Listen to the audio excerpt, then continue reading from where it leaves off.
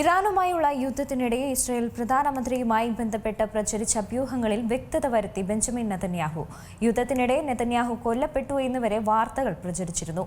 ഇതുമായി ബന്ധപ്പെട്ടാണ് നെതന്യാഹുവിന്റെ പ്രതികരണം.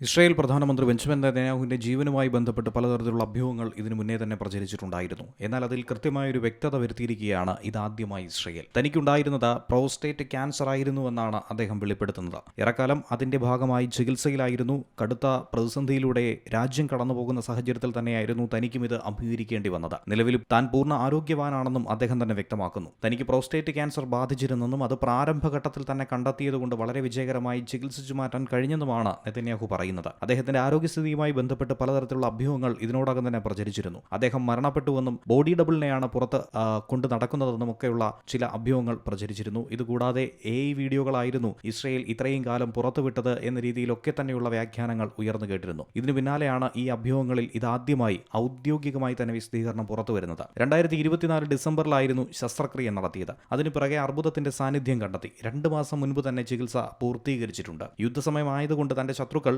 ആരോഗ്യസ്ഥിതിയെക്കുറിച്ച് ചില വ്യാജ പ്രചരണം നടത്തുമെന്ന് ഭയന്നുകൊണ്ടായിരുന്നു അത്തരം വാർത്തകൾക്ക് ഇടം കൊടുക്കാതെ ഈ വിവരം രഹസ്യമാക്കി വെച്ചതെന്നാണ് നെതന്യാഹു പറയുന്നത്. അദ്ദേഹത്തിന്റെ എക്സ് അക്കൗണ്ടിലൂടെ തന്നെയാണ് ഇക്കാര്യം വെളിപ്പെടുത്തിയിരിക്കുന്നത്. ദൈവത്തിന് നന്ദിയെന്നും ഞാനിപ്പോൾ പൂർണ്ണ ആരോഗ്യവാനാണെന്നും ശാരീരികമായി അതീവ ഊർജ്ജസ്വലനായ അവസ്ഥയിൽ തന്നെയാണ് താനുള്ളത്. തന്റെ ബുദ്ധിമുട്ടുകൾ ഒക്കെ തന്നെ പൂർണ്ണമായും ഭേദമായി എന്ന എക്സിൽ പങ്കുവച്ച കുറിപ്പിൽ അദ്ദേഹം പറയുന്നു. 2026 ഏപ്രിൽ 20 പുറത്തിറങ്ങിയ വാർഷിക ആരോഗ്യ റിപ്പോർട്ട് അനുസരിച്ച് 2024 ഡിസംബർ 29 നെതന്യാഹുവിന് ആദ്യം ശസ്ത്രക്രിയ നടത്തിയത്. പിന്നീട് പരിശോധന നടത്തിയപ്പോഴായിരുന്നു 0.9 സെന്റിമീറ്റർ വലിപ്പമുള്ള ഒരു മുഴ കണ്ടെത്തിയത്. റേഡിയേഷൻ തെറാപ്പി ഉൾപ്പെടെയുള്ള അത്യാധുനിക ചികിത്സാ സംവിധാനങ്ങൾ തന്നെയാണ് നെതന്യാഹുവിനായി ഒരുക്കിയത്. ഏകദേശം 2.5 മാസം മുൻപ് നടന്ന ചികിത്സ പൂർണ്ണ വിജയമായിരുന്നു. പിന്നീട് പരിശോധനകൾ നടത്തിയപ്പോൾ സ്കാനിങ്ങുകൾ രോഗം പൂർണ്ണമായും മാറിയെന്ന് കണ്ടെത്തിയെന്നാണ് മെഡിക്കൽ റിപ്പോർട്ടിൽ സൂചിപ്പിക്കുന്നത്. International desk, Zee Malayalam news.